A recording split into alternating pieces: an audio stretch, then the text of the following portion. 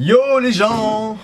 Alors, ce chapitre de One Piece aujourd'hui, j'ai pas fait une réaction live, j'en avais fait une mais ça n'a pas marché donc peu importe.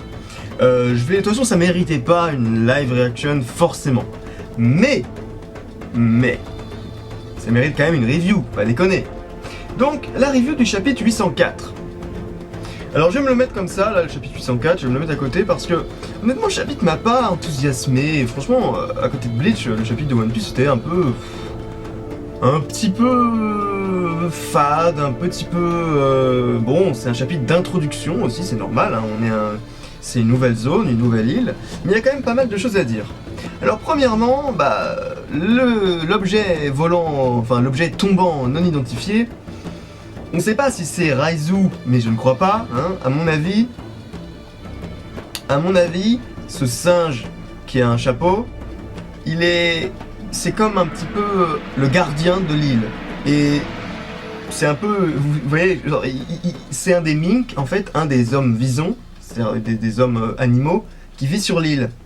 Et ce singe a été mentionné par la petite nana, à mon avis, qu'on voit dans le chapitre un peu plus loin, et qui parle de Bariété. Bariette, on va l'appeler comment? Allez, on va l'appeler Bariété. Non, on va l'appeler Bariette. Bariette, c'est ridicule, donc c'est bien. Donc voilà, Bariette est tombé, et en gros, il est en mode un petit peu agent de péage, et il dit vous avez pas le droit, c'est inadmissible. Le problème, c'est que les bulles se confondent un petit peu avec ce que disent Kanjuro et Kinemon, mais en gros, il y en a une qui dit une entrée sans autorisation est inadmissible. Bon, bah c'est le singe là, qui leur a foncé dessus pour les empêcher de passer.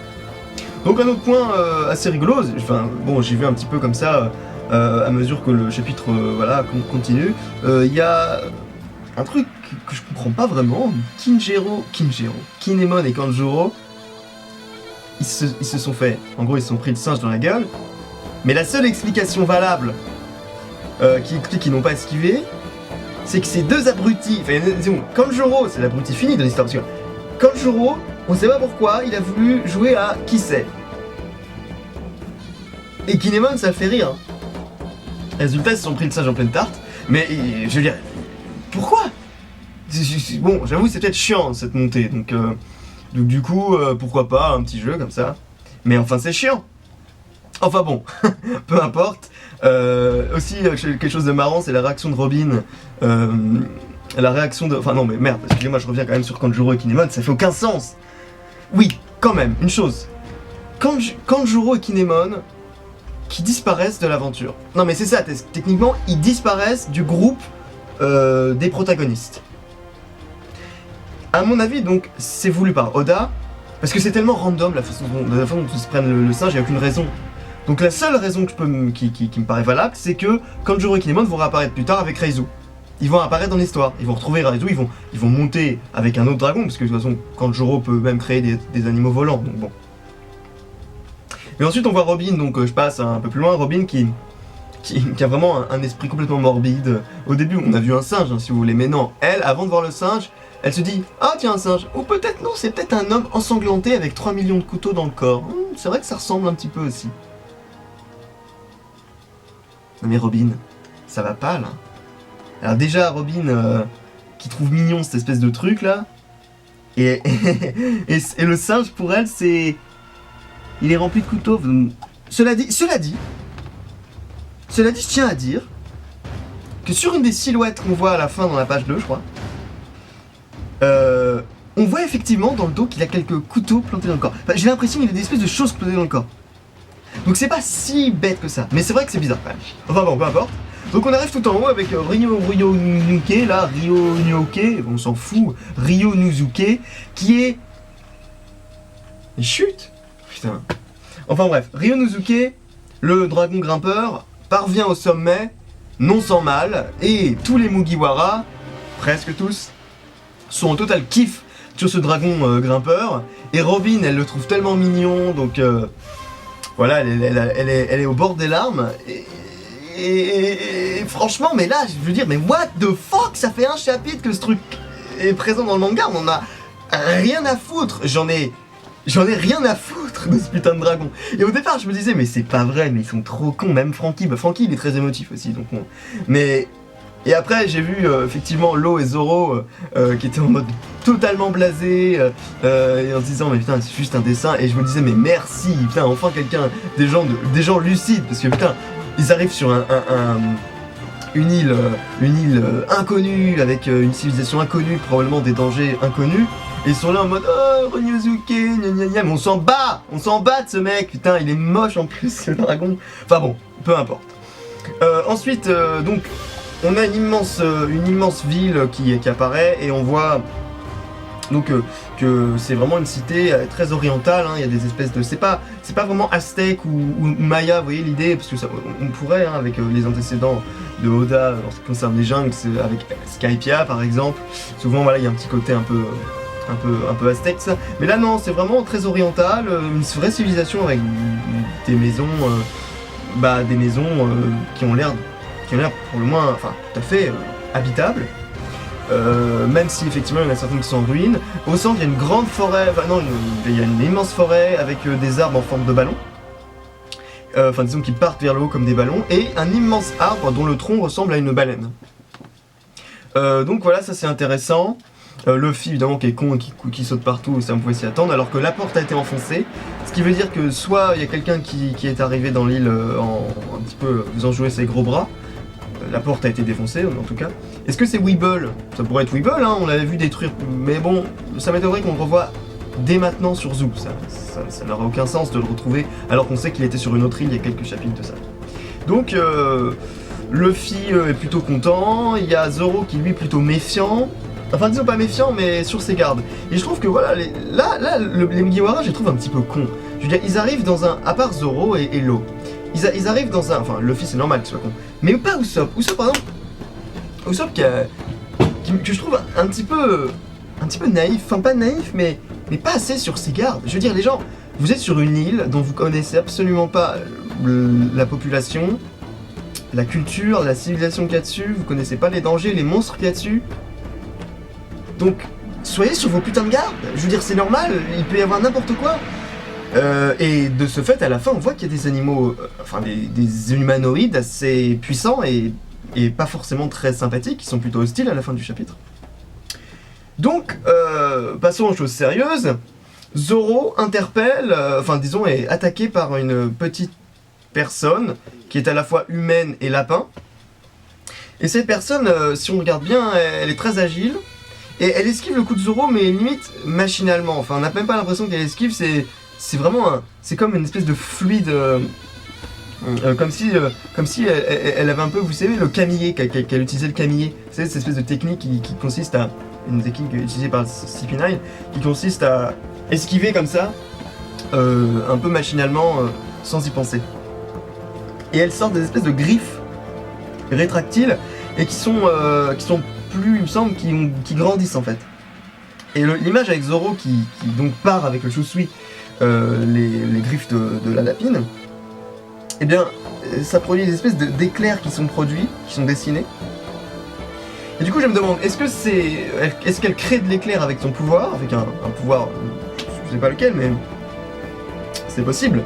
Ou alors est-ce que c'est juste les étincelles liées au choc, ce qui serait tout à fait probable également. Aussi, quand elle dit airborne, donc c'est une technique et qui consiste en fait à être suspendu dans les airs.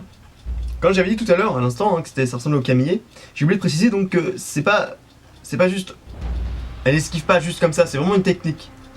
C'est pour ça que tout à l'heure je disais voilà, c'est une technique d'esquive et qui lui permet de flotter un peu. On a l'impression que c'est très, je sais pas, c'est bon, j'ai pas d'autre chose à dire réellement.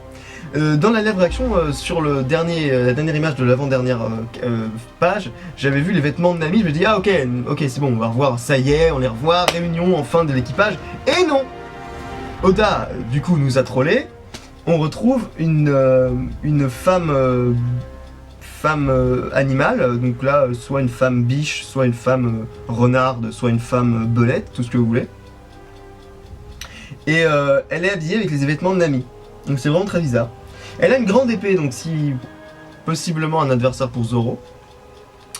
Et elle est montée sur un espèce d'énorme crocodile, sanglier, rhinocéros, tout ce que vous voulez. Enfin plus un sanglier géant. qui a l'air de tout défoncer sur son passage. Alors est-ce que c'est lui qui aurait défoncé la porte? Je pense pas, parce que ça a l'air d'être le foyer de ces bestioles. Et pourquoi il aurait défoncé, pourquoi elle aurait défoncé la porte? Alors après, qu'est-ce qui se passe sur cette île? Il n'y a plus du tout d'activité, et ces gars-là, ces espèces de d'hommes animaux, les visons, d'ailleurs, quand on dit vison, je suis idiot, je dis homme, femme belette, femme renard, mais les visons c'est un animal, c'est une sorte de petit furet. Donc en fait c'est des hommes visons, quoi. Par contre tout à l'heure on voyait un singe, hein, donc est-ce qu'il y a plusieurs tribus, et puis on sait de toute manière que dans One Piece il y a la race des Mink, qui peut produire absolument tout ce qu'elle veut. On a vu un homme chat dans l'équipage de Hawkins, il y a Beppo, un homme ours dans l'équipage de l'eau, il y a l'homme lion avec le Zoan de la tortue dans l'équipage de Pecoms, donc du coup l'équipage de Big Mom. Donc est-ce que c'est le foyer originel de tous les Mink ou juste des Mink belettes, enfin visons? Je sais pas, hein. En tout cas, une chose à dire pour terminer cette review. Ah déjà, bon, les points importants, donc ça appuie, donc je le termine. Conclusion, Kanjuro et Kinemon qui sont écartés de l'histoire, pas de signe de Raizu pour l'instant, arrivé sur une île qui semble être investie d'une civilisation très avancée, introduction de deux personnages, hommes visons, femmes, enfin personnages visons, qui ont l'air d'être assez puissants, et également aucun signe de l'équipage du chapeau de paille pour l'instant, et pourtant, une des nanas visons possède les vêtements de Nami.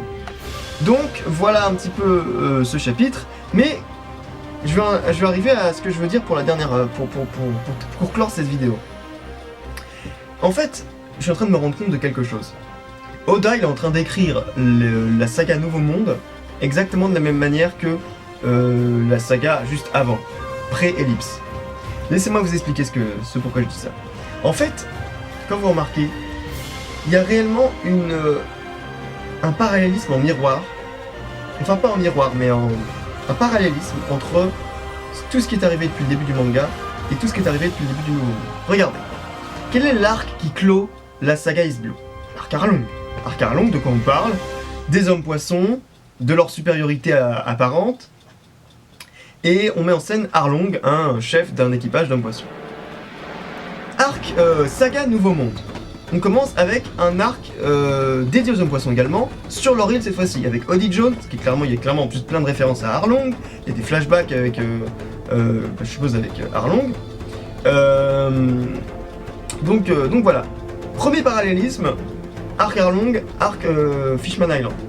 Deuxième parallélisme, je pense que là il n'y a aucun problème pour le faire, c'est Punk Hazard, Drum Island, pays de glace, enfin pays de neige, tout ça. Et Punk Hazard, la plus grande partie de Punk Hazard se passe dans la neige. Donc là encore, voilà, c'est relativement simple, le parallélisme se fait facilement. Là où il y a le plus de parallélisme, c'est évidemment Alabasta, Dressrosa. Là je vais pas les faire tous, mais enfin, Sabo, Ace, Fujitora, Smoker, Crocodile, Doflamingo, le fait que ce soit un pays maintenu par un grand corsaire, dans les deux cas, donc Dressrosa et Alabasta, un roi qui essaie de reprendre les rênes de son pouvoir, le roi Riku et le roi, le père de Vivi, j'ai oublié son nom, ah merde, le pharaon là, enfin bref, le roi, voilà. Plein de parallélismes entre les différents méchants de chaque faction, du style Mr. Five et Gladius, Miss Valentine et McVice. Il y en a plein, je ferai une vidéo d'ailleurs là-dessus pour être bien sûr. Mais enfin, il y en a vraiment plein. Et ça mérite de faire une vidéo. Mais là, peu importe. Ce que je veux mettre en lumière ici, c'est le parallélisme entre Zou et Skypiea. Par exemple, vous vous rappelez comment ils sont arrivés à Skypiea, les Mugiwara? Avec le Knock Upstream, qui était une espèce de grand tube d'eau vertical, sur lequel le Mery volait comme ça. Et là, qu'est-ce qu'on a? On a une ascension sur un dragon grimpeur, à la verticale comme ça. Et moi je me dis, sur en plus un truc qui ressemble vraiment au Knock Upstream, mais c'est une patte d'éléphant. Moi je me dis, bon, déjà, premier parallèle. Deuxième parallèle, on est dans une île avec des ruines antiques, enfin pas forcément antiques mais des ruines, et avec une nouvelle forme de race, c'est-à-dire une tribu qui est une nouvelle race. Avant c'était les Skypiéens, et là, maintenant c'est les Mink, enfin les hommes visons. Donc, moi je me dis, il est très probable qu'il y ait encore plein de parallèles dans le futur avec les différents arcs. Donc on aura probablement un arc Enies Lobby, un arc type Enies Lobby, potentiellement l'arc impliquant Sanji, puisque Sanji, il y a une révélation qui va se faire avec lui, donc est-ce qu'on aura un arc où il faudra aller chercher Sanji, aller sauver Sanji, je sais pas. Et on aura un arc très certainement lié à un arc genre Thriller Bark, peut-être un arc avec Big Mom, puisque Big Mom et des Gecko Moria sont des personnages qui sont très hauts en couleur, assez grotesques et avec une forte thématique d'une certaine culture avec eux. Avec Gecko Moria c'était un peu Halloween, c'est tout ça, et avec donc Big Mom c'est les bonbons, c'est voilà l'imaginaire enfantin, tout ça. Donc voilà un petit peu ma review sur ce chapitre. Je vais pas aller plus loin, voilà, c'est à peu près tout ce que j'avais à dire. Donc les gens, commentez, likez, abonnez-vous, tout ce que vous voulez, et à la prochaine!